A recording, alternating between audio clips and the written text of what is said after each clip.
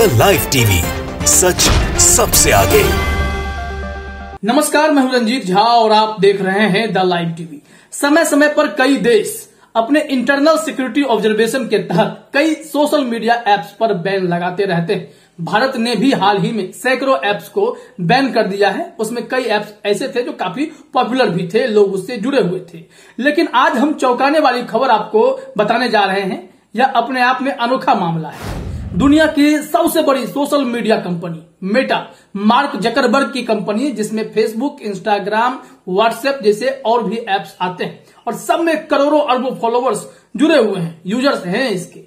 इस ऐप को आतंकवादी संगठन घोषित कर दिया गया है और यह घोषणा करने वाला देश रूस है, वही ताकतवर देश जो इन दिनों कमजोर देश यूक्रेन पर लगातार हमलावर है। और इस देश ने फेसबुक पर बैन लगाने के लिए इंस्टाग्राम, व्हाट्सएप जैसे सोशल मीडिया एप्स जो काफी पॉपुलर हैं, इन एप्स पर बैन लगाने के लिए एक अलग ही रास्ता अपना लिया। और अपने आप में यह अनोखा मामला हो गया कि यह सोशल मीडिया एप्स जो काफी पॉपुलर है उसे आतंकवादी संगठन के रूप में घोषित कर दिया है। यानी रूस में इसका प्रयोग तो वर्जित हो गया। हालांकि आतंकवादी संगठन घोषित कर देना और दुनिया के बाकी देशों का मान लेना, दोनों में फर्क होता है। रूस ने किस कारण से ऐसा किया है वो भी हम आपको बताएंगे। लेकिन सबसे पहले आप अपने स्क्रीन पर देखिए हिंदुस्तान ने क्या ट्वीट किया है, उसके बाद क्या कारण रहे कि रूस को मेटा जैसे इतनी बड़ी सोशल मीडिया कंपनी को आतंकवादी संगठन घोषित करना पड़ा है। हिंदुस्तान ने लिखा कि दुनिया की सबसे बड़ी सोशल मीडिया कंपनी मेटा को रूस ने आतंकवादी और कट्टरपंथी संगठन घोषित कर दिया है। ग्राफिक्स भी है, हिंदुस्तान का ये लगा हुआ भी है। जकरबर्ग की कंपनी को रूस ने घोषित किया आतंकवादी संगठन। ये सारी बातें इसमें बता दी गई हैं। क्यों किया गया है, इसी खबर में हम लोग थोड़ा अंदर चलते हैं और फिर वहां आपको पता चलेगा कि रूस को क्या दिक्कत हो रही थी, मार्क जकरबर्ग से क्या समस्या थी, मेटा से क्या परेशानी हुई कि यह आतंकवादी संगठन बन गया। इसे अमेरिका ने आतंकवादी संगठन नहीं बताया, भारत ने नहीं बताया है, लेकिन रूस के लिए यह आतंकवादी संगठन है। क्यों है, अब चलिए खबर। हेडलाइन हिंदुस्तान का अगर आप देखेंगे उसमें लिखा हुआ है, रूस सरकार ने मेटा को आतंकवादी संगठन घोषित किया। और इस पर जो आरोप लगा है, नफरत भड़काने का आरोप। नफरत भड़काने के चलते मेटा को, यानी फेसबुक को, इंस्टाग्राम को, व्हाट्सएप को, ऐसे तमाम एप्स को जो है रूस ने आतंकवादी संगठन घोषित कर दिया है। नफरत फैलाने वालों की कमी इस देश में नहीं है। वैसे भी सोशल मीडिया एप्स जो होते हैं, खास करके फेसबुक या इस तरह के व्हाट्सएप, यहां पर बहुत बड़ी आशंका रहती है कि लोग इस ऐप का दुरुपयोग कर सकते हैं। सोशल मीडिया एक और जहां आजीविका का भी जो है साधन बन चुका है, कई लोग इससे जुड़कर कमाई करते हैं, अपना रोजी रोटी चला रहे हैं, लेकिन कई लोग इसे एजेंडा के रूप में भी इस्तेमाल करते हैं। इसमें नफरत फैलाने के लिए फर्जी खबरों का सहारा लिया जाता है, अफवाह फैलाया जाता है, अजीबोगरीब वीडियो उठाकर शेयर किए जाते हैं, जिसे रोकने में यह कंपनी जो है अभी तक उस हद तक सफल नहीं हो पाई। हालांकि कोशिश चलती है, बैन किए जाते हैं, कई वीडियोज पर नजर रखे जाते हैं, लेकिन वो किसके इशारे पर कैसे होता है, क्या मापदंड होते हैं, वह क्लियर नहीं हो पाता है। और यही कारण है कि रूस ने पकड़ा कि मेटा जो है वह नफरत फैलाने का काम लगातार कर रहा है, इसलिए इसे आतंकवादी संगठन घोषित कर देना चाहिए और इस पर बैन लगा देना चाहिए। रूस यूक्रेन पर लगातार हमला किए हुए है, अभी तक यह युद्ध जो है लगातार जारी है। ऐसे में फेसबुक की भूमिका, मेटा की भूमिका क्या थी, उसको लेकर रूस खुश नहीं है। हालांकि रूस पहला ऐसा देश नहीं है जो फेसबुक या social media apps Meta company को ही बैन कर रहा है। चीन भी ऐसा किया है, लेकिन चीन ने कभी आतंकवादी संगठन इसको घोषित नहीं किया, रूस ने कर दिया। अब खबर में चलते हैं, खबर में क्या लिखा हुआ है। हिंदुस्तान ने लिखा, दुनिया की सबसे बड़ी सोशल मीडिया कंपनी मेटा को रूस ने आतंकवादी और कट्टरपंथी संगठन घोषित कर दिया है। समाचार एजेंसी रॉयटर्स ने अपनी रिपोर्ट में इसकी जानकारी दी है और बताया कि यूक्रेन को सोशल मीडिया पर मिल रहे समर्थन के चलते रूस नाखुश है। रूस खफा है कि सोशल मीडिया पर यूक्रेन के सपोर्ट में काफी लोग आ गए, रूस को उस कदर समर्थन नहीं मिल रहा है, क्योंकि जो नाटो कंट्रीज हैं वो यूक्रेन के साथ हैं। ऐसा आरोप लगता है कि फेसबुक अगर अमेरिकी कंपनी है, मेटा अमेरिकी कंपनी है, तो जाहिर तौर पर यूक्रेन के समर्थन में वो खड़ी हो गई और इसलिए रूस को यह बातें नागवार गुजरी हैं और एक्शन लिया गया है। आगे थोड़ा और डिटेल में देखते हैं। साल की शुरुआत में यूक्रेन के साथ युद्ध छेड़ने के बाद मार्च में रूस की सरकार ने अपने नागरिकों के लिए फेसबुक, इंस्टाग्राम और ट्विटर जैसे सोशल मीडिया प्लेटफॉर्म्स ब्लॉक कर दिए थे।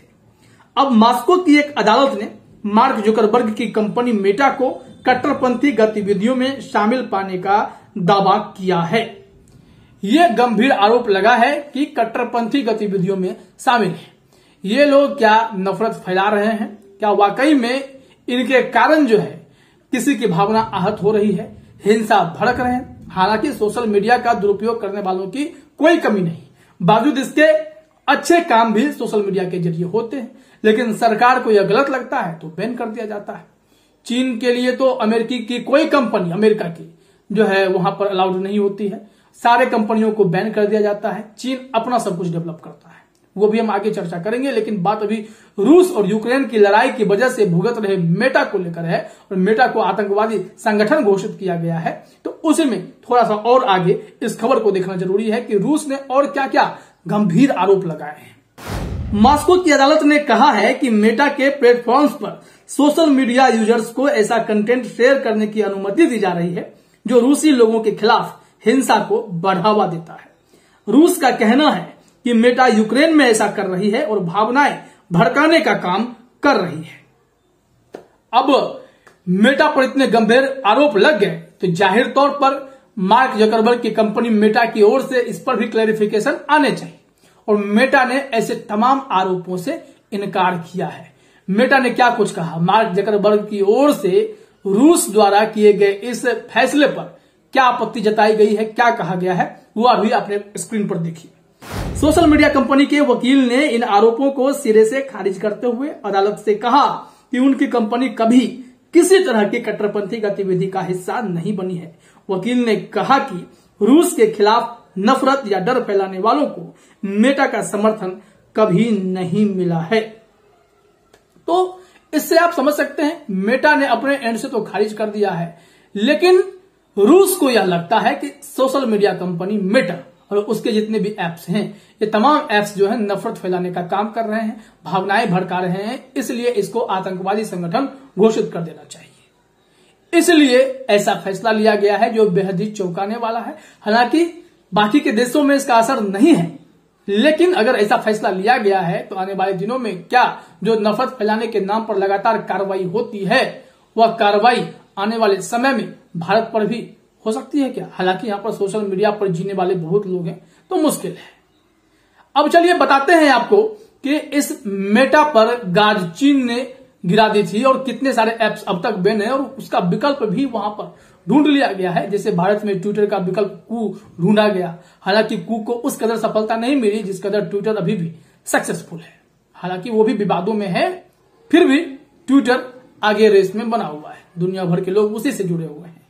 अब चीन की बात करते हैं। चीन की सरकार ने तो पहले ही गूगल पे और फेसबुक जैसी एप्स पे बैन लगा दिया और उसकी जगह अपने एप्स डेवलप किए, जिसमें बताया गया, नवभारत टाइम्स का स्क्रीनशॉट देखेंगे तो गूगल की जगह वहां पर बायडू टाइबा नाम का ऐप यूज किया जाता है।